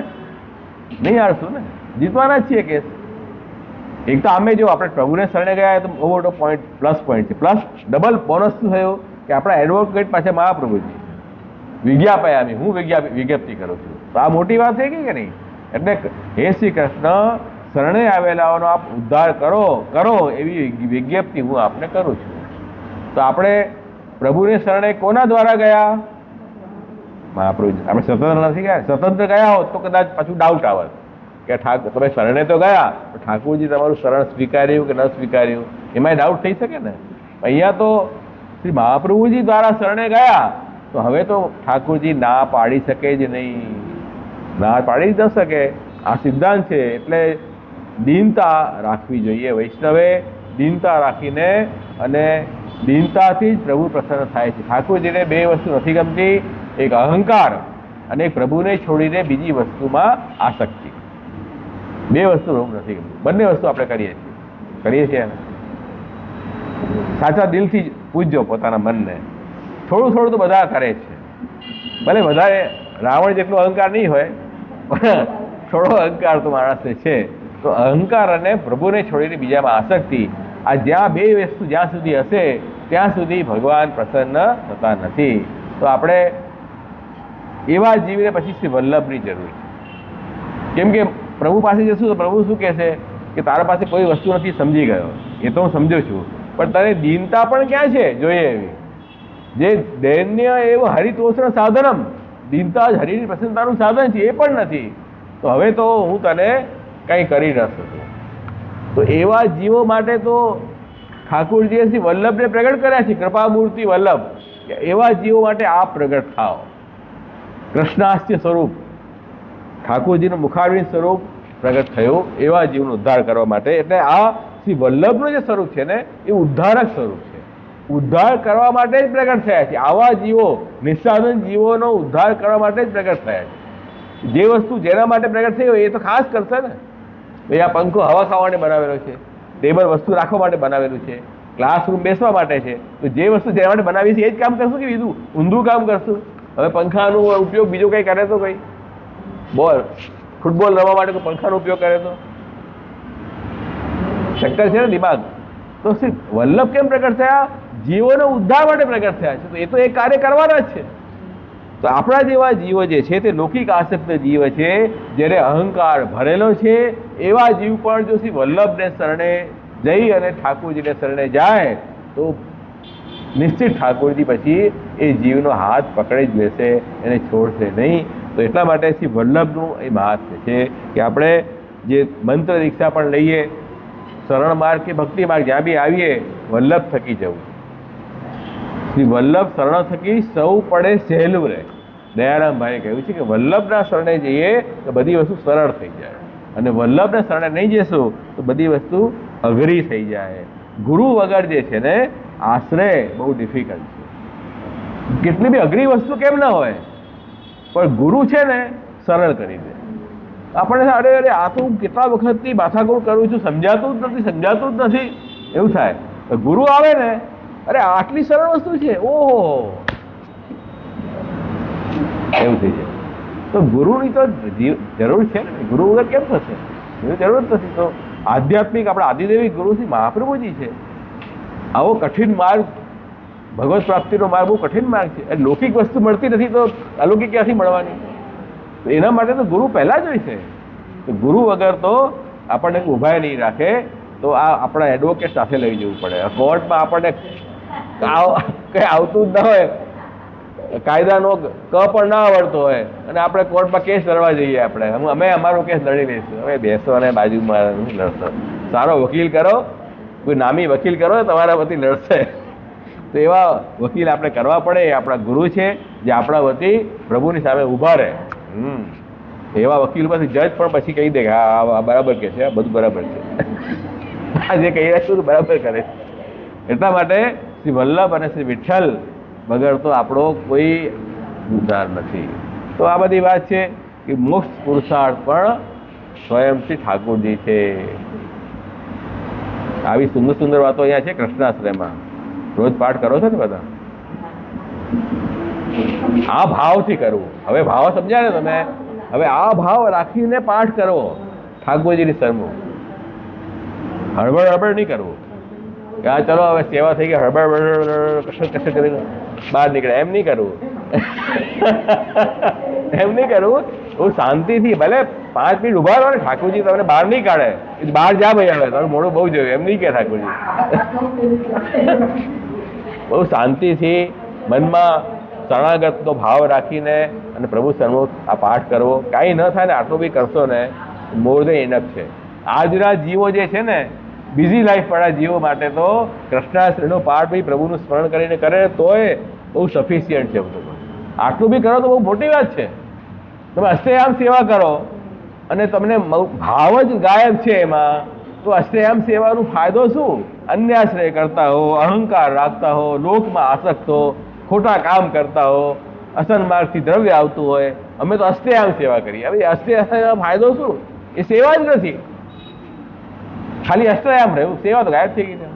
સેવા શું છે? ચિત્તની પ્રવણતા એ સેવા છે. એ તો સેવા છે. ઠાકોરજીમાં પ્રવણ ક્યારે થાય કે જ્યારે ઠાકોરજીમાં દાસ બુદ્ધિ રાખી કે હું પ્રભુનો દાસ છું અને પ્રભુ મારા સર્વસ્વ છે એવી આસક્તિ પ્રભુમાં રાખીએ તો ઠાકોરજીમાં ચિત્ત પ્રવણ થશે. તો સેવા છે. બધે આશ્રય આમ રહી જાય કે અમે તો સવાર સાંજની બધી સેવા કરીએ છીએ, બીજે ક્યાંય જતા નથી. કેમ શું વાંધો છે તો જવામાં કંઈ તકલીફ છે તમને? બીજે ક્યાંય નથી જતા, કેમ નથી જતા? કારણ શું જવાનું? ખબર નહીં. એવો અહંકાર છે માણસ, અહંકાર છે, બીજું કાંઈ નથી. એ અહંકારી જીવને બહુ સમસ્યા છે જીવ. એટલે એમાં દયા શું આવે છે કે પરફેક્ટ માર્ગમાં આવીને પાછું એટલે ખાવાની થાળી તૈયાર, કોળિયો પણ લીધો, અહીંયા સુધી ગયો અને હાથમાંથી પડી ગયો, એ સ્થિતિ થઈ ગઈ. તમે પુષ્ટિ માર્ગમાં આવી ગયા, સેવા પણ કરો છો, બધું જ કરો છો, પણ અહંકાર એવો ને એવો જ રહ્યો. અમે બધું જાણીએ, તમે કંઈ જાણતા નથી. અમે બધું કરીએ, તમે નથી કરતા. અમારે કાંઈ જવાની જરૂર નથી. આ જે અહંકાર છે ને, આ બહુ ખતરનાક અહંકાર છે. જે લોકો આવ્યા જ નથી પુષ્ટિ માર્ગમાં એ તો બિચારા ચાલો આવ્યા નથી, પણ તમે તો આવીને પણ શું તમે ન્યાલ કર્યા? આ અહંકાર બહુ ખરાબ વસ્તુ છે. બહુ દીનતાથી જ પ્રભુ પ્રસન્ન થાય છે એવા સમજી લો. પ્રભુ આગળ આવો અહંકાર ચાલશે નહીં. આ રીતે 10 શ્લોકમાં મોક્ષ પુરુષાર્થ ભગવાનનું સ્વરૂપ છે એમ કહીને હવે 11મા શ્લોકમાં કૃષ્ણાશ્રયનું પાઠનું ફલ બતાવી રહ્યા છે કે આપણે જેમ આપણા શરીરમાં 10 પ્રકારના પ્રાણ હોય છે જેનાથી આપણી જીવાત્મા આ શરીરને પકડી રાખે છે. પ્રાણ એટલે એ વાયુ જે ફરે ને, એ વાયુ દ્વારા ફરવાથી આખા શરીરને પોષણ મળે, બ્લડ બધું ફરે. એટલા માટે યોગમાં પ્રાણાયામનું કેમ મહત્વ છે? પ્રાણાયામથી આપણા પ્રાણ નિયંત્રિત થાય અને જ્યાં બ્લડ સર્ક્યુલેશન ન હોય, જ્યાં પ્રાણ અનિયમિતતા હોય, ત્યાં જ રોગનો ઉપદ્રવ થાય. ખ્યાલ આવ્યો? એટલે શરીરમાં લોહી ફરતું રહેવું જોઈએ, એ કોમન સેન્સની વાત છે. લોહી જ્યાં નહીં ફરે ને ત્યાં કંઈ ને કંઈ તકલીફ ઊભી થવાની, કેમ કે ઓક્સિજન નહીં જાય. ઓક્સિજન કેવી રીતે જાય? બ્લડથી ઓક્સિજન જાય શરીરમાં, બરાબર છે નહીં? તો આ બધું વાયુ કામ કરે છે. વાયુ જે છે ને એ શરીરમાં લોહી ફરાવે છે. તો આ પ્રાણ જે છે ને એ આપણું જીવનને ટકાવી રાખે છે. પ્રાણ એટલું મહત્વપૂર્ણ છે. આ તો એક્ઝામ્પલ છે, આ એક્ઝામ્પલ આપ્યું છે આમાં. ભાઈ પ્રાણનું કાર્ય જેમ જીવ માટે બધું સિદ્ધ કરનારું છે, એવી જ રીતે કૃષ્ણાશ્રય સ્તોત્ર ભગવદીઓનું બધું કાર્ય સિદ્ધ કરે એવું પ્રાણ સમાન છે. જે પ્રાણ વગર આપણે જીવન જ નથી, એવી રીતે ભગવદ આશ્રય વિના આપણું બધું નકામું છે, એવું મહાત્મ્ય છે. એટલા માટે આ જેમ પ્રાણ 10 પ્રકારના, એમ આ 10 શ્લોક વડે શ્રી મહાપ્રભુજીએ કૃષ્ણાશ્રય સ્તોત્રમાં ભગવાન કૃષ્ણની સ્તુતિ ગાઈ છે, મહાત્મ્ય ગાયું છે. અને આ સ્તોત્રથી અને પછી એ આત્મા, પ્રાણ 10 પ્રકારના અને આત્મા 11, એ આત્મા કેવી છે? શાશ્વત છે. આત્માનું ક્યારેય જન્મ મૃત્યુ ન થાય. જન્મ મૃત્યુ કોનો થાય? શરીરનું થાય. પણ આપણને શરીરમાં અને આત્મામાં એકરૂપ ભાવ છે અજ્ઞાનના કારણે. એટલા માટે આપણે એમ સમજીએ કે હું મરી રહ્યો છું, હું જીવી રહ્યો છું, હું જન્મી રહ્યો છું, હું પરેશાન છું. જીવાત્માને કોઈ પરેશાની જ નથી. તો કહે છે કે આત્મા તો કેવી છે? ક્ષય રહિત, શાશ્વત છે. એવી રીતે આ સ્તોત્રના પાઠનું ફલ પણ અક્ષય છે. એ વાત બતાવવા માટે હવે આ સ્તોત્રોના પાઠનું ફલ કહી રહ્યા છે. કૃષ્ણાષ્ટમિદમ સ્તોત્રમ ય પઠેત કૃષ્ણ સન્નિધો તસ્ય આશ્રય ભવેત કૃષ્ણ ઇતિ શ્રી વલ્લભ અબ્રવીત. યહ એટલે જે કોઈ ઇદમ કૃષ્ણાશ્રયમ સ્તોત્રમ, આ કૃષ્ણાશ્રય સ્તોત્રનો કૃષ્ણ સન્નિધો, કૃષ્ણની સમીપમાં પઠેત, પાઠ કરે, તેને શું ફાયદો થશે? તસ્ય આશ્રય, એનો આશ્રય, એના રક્ષક જે છે કૃષ્ણ ભવેત, ભગવાન કૃષ્ણ રક્ષક થઈ જાય છે. એવું કોણે કહ્યું? કોણ કહે છે એવું? ઇતિ શ્રી વલ્લભ અબ્રવીત, શ્રી વલ્લભે કહ્યું. જે કોઈ કહે છે ને એનું મહત્વ છે. હવે હું કહું તો મારી કઈ વેલ્યુ નથી.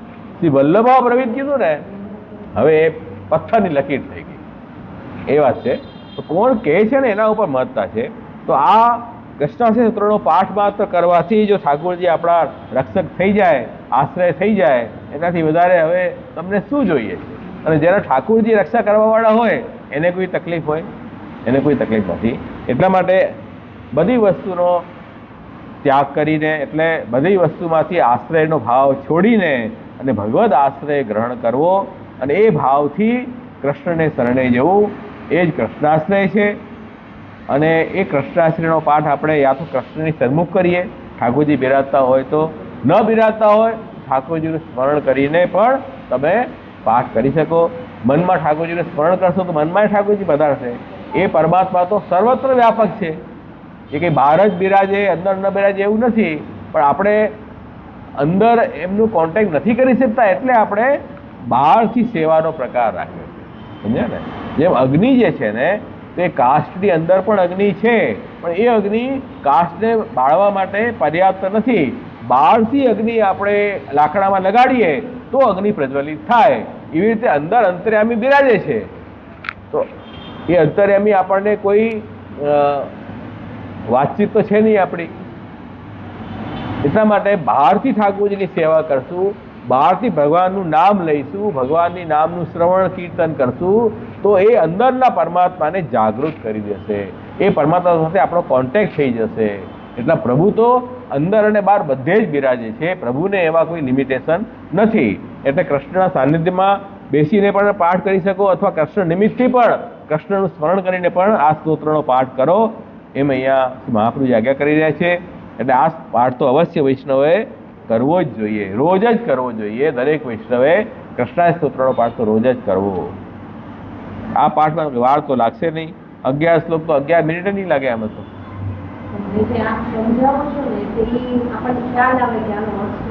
હા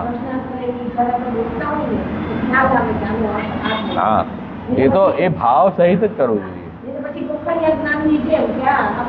સાવ ન કરીએ એના કરતાં સારું છે, પણ ત્યાં જ આપણે અટકી નથી રહેવાનું. આપણને ભગવાને બુદ્ધિ આપી છે ને, બધી જગ્યાએ વાપરીએ છીએ ને, તો અહીંયા કેમ ના વાપરવી? મારો પ્રશ્ન એ છે ભાઈ, આપણે આમાં તો ન જ વાપરવી, એવો દુરાગ્રહ. આમાં તો ન જ વાપરવી, બીજી બધે વાપરવી બુદ્ધિ. કેમ ભાઈ, શું તકલીફ છે? એમ નહીં કરવાનું. આપણા ગુરુની વાણી છે, દિવ્ય વાણી છે મહાપ્રભુજી, તો વલ્લભની વાણી કેમ આપણે ન સમજવી? ભાઈ મહાપ્રભુજીએ આ વાણી કોના માટે પ્રગટ કરી છે? આપણા માટે કરી છે, પોતાના માટે કરી છે? પહેલાં એ નક્કી કરો. ના ના, એ તો બહુ વિદ્વાન છે, એમને શોખ હશે લખવાનો કદાચ, એટલે લખીને ગયા હશે ગ્રંથો. અરે એમને કંઈ શોખ જ નથી. એમને તો ઠાકોરજીની સેવા કરવા શોખ છે, સેવા બિરાજતા હતા. અહીંયા શું કરવા ગ્રંથ લખવા આવે? અહીંયા ગ્રંથ આપણા માટે લખ્યા છે, તો આપણે એ પરિશ્રમ. હા, આપણને ઠાકોરજીએ ગૂંગા બહેરા બનાવ્યા હોય કે આંધળા બનાવ્યા હોય કે આપણને મંદ બુદ્ધિ બનાવ્યા હોય તો આપણે ન વાંચીએ. બરાબર, બધા પ્રકારની બુદ્ધિ છે, આંખ પણ છે, ચકમક જોઈએ છે, બધી વસ્તુ કાનથી બધું સાંભળીએ છીએ, અને મોઢાથી જે ન બોલવાની વસ્તુ બોલીએ છીએ, તો પાઠ કરવામાં તકલીફ સમજવામાં તકલીફ શું છે? બધી જે બુદ્ધિ વાપરો છો તો કરો ને ભાઈ. શું એમાં આળસ છે એટલું? તો કે આ પાઠ માત્રથી જે ઠાકોરજી આપણા આશ્રય બની જતા હોય, આટલું મોટું ફળ મળતું હોય, તો તમને ક્યાં તકલીફ આવે છે? ભાઈ કંઈ કરવાનું છે નહીં, ફળ આટલું મોટું છે, તો આ તો બહુ સારો રસ્તો છે, એમાં શું તકલીફ છે? તો અવશ્ય કરો, એમાં શંકા નહીં કરવી પડે કે આટલું. હવે તમે વાત સમજી ગયા, કૃષ્ણ સ્તોત્રનો પાઠનું આટલું મોટું ફળ છે, પણ ગળે નથી ઉતરતી. કેમ નથી ઉતરતી? કે એવું સાંભળ્યું છે અત્યાર સુધી કે જેટલું સારું ફળ જોઈએ ને એટલું મહેનત વધારે કરવી પડે. લોજિક શું કહે છે? જેટલું મહેનત વધારે કરશો એટલું સારું ફળ મળશે. જે એક્ઝામમાં અથવા લોકમાં પણ આપણે આગળ વધવું હોય તો મહેનત કરવી પડે. મહેનત વગર કોણ ફળ આપે આપણને? તમે ઊંધી વાત કરો છો. તમે શું કહો છો? ખાલી આ સ્તોત્રનું પાઠ માત્રથી જ ફળ મળી જશે આટલું મોટું, એટલે ગળે નથી ઉતરશે. સમજ્યા? એ વાત, એ જે ભાઈ છે એની તકલીફ સમજો. એને આ ગળે વાત કેમ ના ઉતરી? એનું કારણ છે કે તમે આ આવી ઇલોજિકલ વાત કરો છો. લોજિકલી વાત નથી આ. એના જવાબમાં એવી શંકા પણ ન કરવી. કેમ? ઇતિ શ્રી વલ્લભ બ્રવીત. આ વાત કોણે કીધી એના ઉપર ધ્યાન આપો કે શ્રી વલ્લભે આ વાત કરી છે. એટલે વલ્લભ કોણ? જે ભગવાન શ્રી કૃષ્ણની મુખારવિંદના સ્વરૂપ, જેનાથી વાણી પ્રગટ થઈ. વાણીના પતિ, વાકપતિ, વૈશ્વાનર, એ શ્રી વલ્લભ. અલૌકિક અગ્નિ સ્વરૂપ વલ્લભ છે. તો ઠાકુરજી સત્ય સંકલ્પ તો વિષ્ણુ નાની સાધુ કરી જ હતી. વિષ્ણુ ભગવાન ઈશ્વર એ સત્ય સંકલ્પ છે. એમના સંકલ્પ ક્યારેય મિથ્યા ન થાય અને વાણી બી ક્યારે મિથ્યા ન થાય. આપણી વાણી આજે બોલાડે કાલે ફોક, પણ ભગવાનની વાણી એવી નથી હો. એ તો સચોટ વાણી છે અને એ વાણીનું સ્વરૂપ મુખારવિંદનું સ્વરૂપ શ્રી મહાપ્રભુજી છે અને ઠાકોરજીનું બધું સ્વરૂપનું જ્ઞાન શ્રી આચાર્ય ચરણને છે. એટલા માટે એવી શંકા મહાપ્રભુજી માટે ન કરવી, કેમ કે મહાપ્રભુજીને ઠાકોરજીએ જ જીવના ઉદ્ધાર માટે ભૂતળમાં પ્રગટ કર્યા છે. એટલે જો મહાપ્રભુજી આમ કહેતા હોય કે આ સ્તોત્રનો પાઠ કરવાથી આ ફળ મળશે તો મળશે જ. પ્રભુ પણ એમાં ઇનકાર નહીં કરી શકે, સમજ્યા ને? એટલે આ ભગવાનનું ઉદ્ધારક સ્વરૂપ શ્રી મહાપ્રભુજી છે. એટલા માટે પ્રભુ સત્યવક્તા છે, પોતાની વાણી ક્યારે પણ મિથ્યા કરે નહીં. અને પ્રભુના વાણીના અવતાર શ્રી મહાપ્રભુજીનું વચન શા માટે અન્યથા કરે? ક્યારે પણ નહીં કરે. અને 10મા સ્કંદમાં જે નલકુબેર મણિગ્રીવની કથા આવે છે. નલકુબેર મણિગ્રીવ જે છે એ કુબેરના છોકરાઓ હતા અને જેમ પૈસાવાળાના છોકરા કેવા હોય, ઉદ્દંડી, કોઈનું ધ્યાન ના રાખે અને એસારામાં પડ્યા રહે, મટરગસ્તી કરતા હોય, એવા પ્રકારના થઈ ગયા હતા. કુબેરજી તો શિવજીના સખા છે, ઠાકુરજીના ભક્ત છે અને ખજાનો સંભાળે છે દેવતાઓનો, ટ્રેઝરર છે. હવે એમના છોકરાઓ એને તો પછી અમારા બાપા આટલા મોટા છે, હવે મને શું ચિંતા છે, હે ને? આવું જ થાય છે. જેના ફાધર પેરેન્ટ્સ બહુ નોર્મલ હોય ને એના છોકરાઓ મહેનતુ અને સારા હોય, અને જેના પેરેન્ટ્સ બહુ આવા સારા પદવી પર હોય, પૈસાવાળા, એના છોકરાઓ પછી આઉટલાઈન થઈ જાય.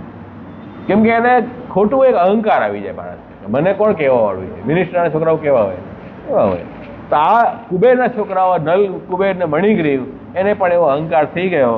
એટલે બસ બટરગસ્તી કર્યા કરવી, એસારામાં રહેવું અને સ્વર્ગની અપ્સરાઓ સાથે ખેલા કરવું, બસ આ જ એમનો નિયમ. તો આ બંને છોકરાઓ જે છે તે અપ્સરાઓ સાથે નદીમાં, એ બી ગંગા નદીમાં નાગા નાહી રહ્યા હતા. ત્યાંથી દેવર્ષિ નારદજી પસાર થયા. તો અપ્સરાઓ તો જાણે ભાઈ નારદજી તો ભગવાનના ભક્ત છે, દેવર્ષિ છે, બ્રહ્માજીના પુત્ર છે, તો અપ્સરાઓએ તો કપડાં પહેરી લીધા અને આ દારૂ બારૂ પીને મસ્ત હતા. એટલે એને ભાન જ ન રહ્યું એ વસ્તુનું. નારદજી જોયું, નારદજીને શું કે આ તો બહુ ખરાબ વસ્તુ કહેવાય કે કેટલું બધું એને અવિવેક અને અજ્ઞાન અને મત ઘૂસેલું છે. નારદજી કહ્યું આને સખણા કરવા પડશે. નારદજીએ એને શ્રાપ આપી દીધો કે તમે જળની જેમ વર્તન કર્યું તો તમે વૃક્ષ જેવા જળ થઈ જાઓ. એટલે આ જ્યારે શ્રાપ થયો એટલે ગભરાયા બિચારા, નારદજીને શરણે ગયા.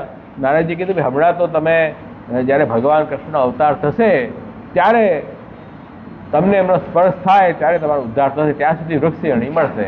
એટલે એ બંને અર્જુનના વૃક્ષ થયા. અર્જુનના વૃક્ષ થયા, જમલાર્જુન. જમલ એટલે જોડકા. એ વૃક્ષ કેવા હતા? જોડકા હતા, બે એકસાથે ઉગ્યા હતા. એટલે જોડકા જેમ છોકરાઓ ન થાય એકસાથે બે એવી રીતે તે વૃક્ષ યોની પ્રાપ્ત થઈ.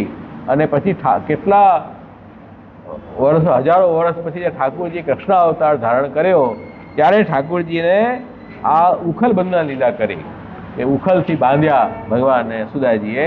અને પછી ઠાકોરજીને યાદ આવ્યું કે બીજા નારદજીએ વરદાન આપ્યું છે કે મારે આનો ઉદ્ધાર કરવાનો છે, તો નારદજીના વચન તો ભક્તના વચન ખોટા થવા ન જોઈએ.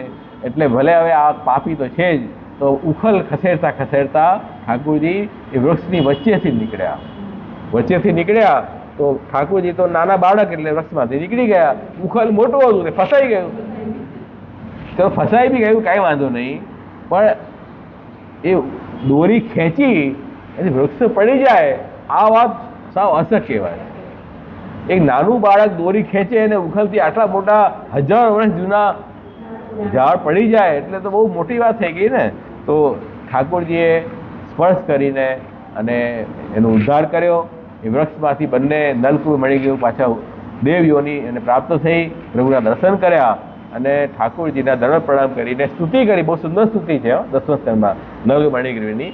અને સ્તુતિ કરી અને પ્રભુને પરિક્રમા કરીને પોતાના ધામ અને ભક્તિ માગી કે અમને આપની ભક્તિ આપો પ્રભુ, અમે બહુ ભૂલ્યા પડ્યા. ઠાકોરજી ભક્તિ પણ આપી. નારદજીની કૃપાથી ઠાકોરજીની સામે ઊભા રહેવા લાયક થયા. ઠાકોરજીનો ભક્તિ પ્રાપ્ત થઈ. તો ભક્તોનો સંગ, શ્રાપ પણ ભક્તોનો વરદાન થઈ જાય. નારદજીએ શ્રાપ આપ્યો ને એ વરદાન થઈ ગયું એના માટે. હવે એમને એમ વિચાર ના આવ્યો કે આ નાનું બાળક બાલકૃષ્ણનું હાથ બાંધેલા છે તો મારે કમસે કમ હાથ તો છોડી દઈએ. એ બિચારા કે હાથ ક્યાં છોડવા જઈએ, ઠાકોરજીને શું ઈચ્છા લીલા કરવાની છે, આમાં ડિસ્ટર્બ આપણે ન કરાય, આપણે અહીંયાથી ચાલતી પકડો પરિક્રમા કરીને રવાના થયા. પછી નંદરાયજી આવીને ઠાકોરજીને છોડાવ્યા. તો તાત્પર્ય કહેવાનું એ છે કે એ જે ભગવાન શ્રી કૃષ્ણ પોતાના ભક્તોનું એટલું માન રાખે છે, એમની વાણી ક્યારે મિથ્યા ન કરે, તો સ્વયં પોતાના મુખારવિંદ સ્વરૂપ શ્રી વલ્લભની વાણી પ્રભુ કેવી રીતે મિથ્યા કરી શકે? તો ક્યારેય મિથ્યા નહીં કરે. એટલે આવી આશંકા કુશંકા મનમાં રાખવી નહીં.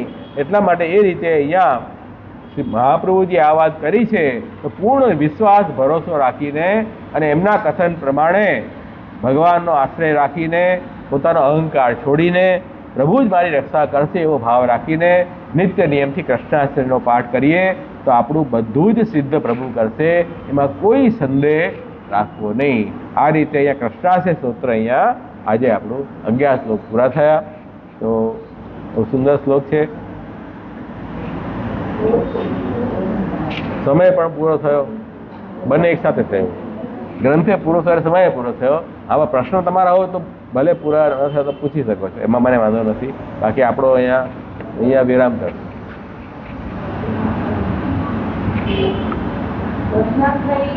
વાંચી તો પેલા જતા હતા.